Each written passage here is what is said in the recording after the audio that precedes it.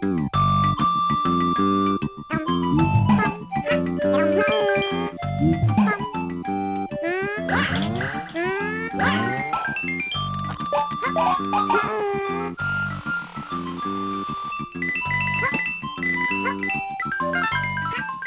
to Gamespot Live. I'm Greg Kasavin here to tell you all about Yoshi's Island Super Mario Advance 3 for the Game Boy Advance. If you didn't know it, you wouldn't be able to tell that Yoshi's Island is actually a game that first was released back in 1995 for the Super Nintendo. That's because it seems as fresh and as new as ever here on the Game Boy Advance. Billed as a sequel to Super Mario World, Yoshi's Island actually doesn't star the Mario brothers per se, although Mario is featured prominently in the game. It's actually all about Yoshi, as the name suggests. Yoshi is, of course, Mario's kind of green lizard pal. The game serves as a prequel to all the other Mario games and begins when the newborn babies, Mario and Luigi, are kind of being flown by a stork that's then assaulted by some wicked Koopas who foresee that the Mario brothers will eventually be their undoing. So they attack this stork, and Luigi is captured and Mario is dropped. And miraculously, he lands on Yoshi's back on the middle of Yoshi's Island, and it's actually this big lizard tribe of all these multicolored lizards, and they take it upon themselves to reunite the brothers and give the Koopas a good old black eye for good measure. So thus begins your quest through 6 worlds and 8 different stages in each world. So we're talking about dozens of different stages of really great platforming, fun and enjoyment and hilarity at times. Since this is a game about Yoshi, the mechanics aren't exactly the same as what you'd find in other Mario games.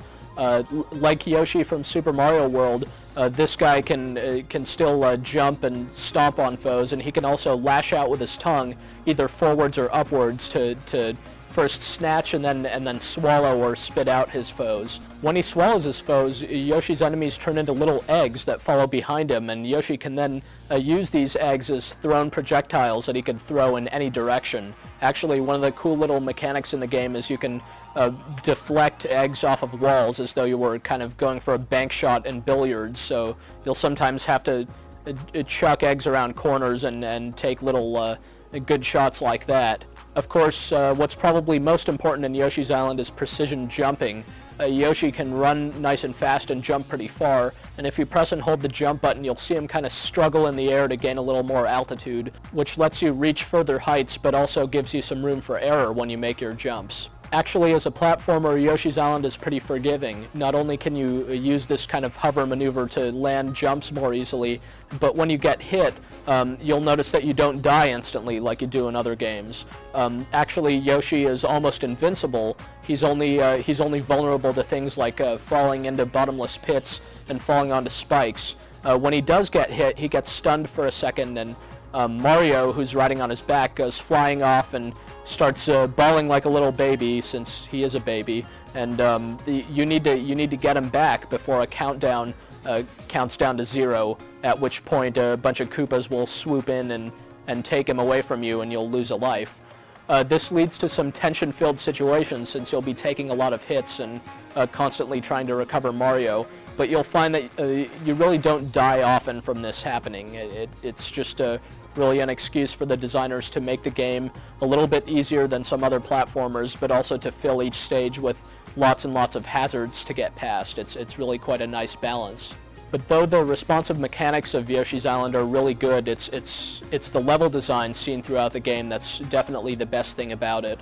The game has this really amazing storybook look to it. All the backgrounds look like they're drawn using crayons or chalk, and it's just this really nice effect.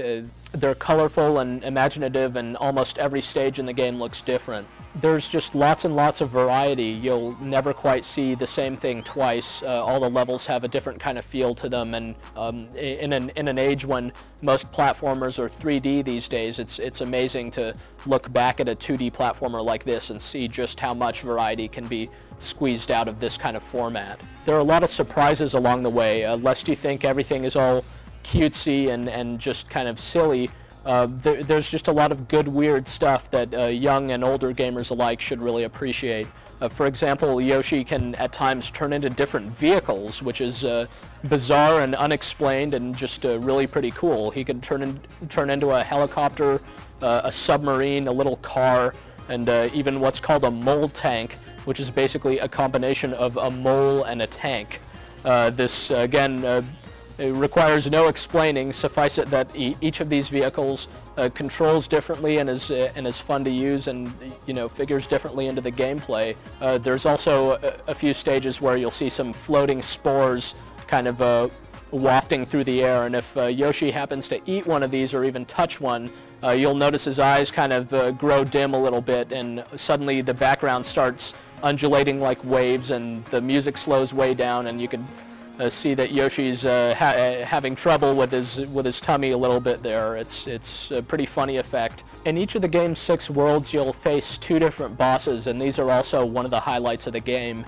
All the game's bosses are basically gigantic versions of some of the more mundane enemies you'll come across, and they're not particularly difficult to beat, but they're all just really inventive, really cool looking, and just fun to fight more than anything else. You'll have to go through all the stages one at a time initially, but there's incentive to go back and replay them. You can unlock various secrets and bonus games and so forth as you go back and try to find all the hidden stuff in every stage, and since the gameplay is so fun, you'll really feel compelled to do so. It's just a game that has quality written all over it. It looks and sounds great, it plays great, it holds up incredibly well. And just about any gamer would enjoy it. It's the difficulty isn't punishing like with some platformers, and just the whole thing is a lot of fun to play. So if by some chance you never played Yoshi's Island, you should definitely take this opportunity now. And even if you have, it's still just a really great game to add to your GBA collection.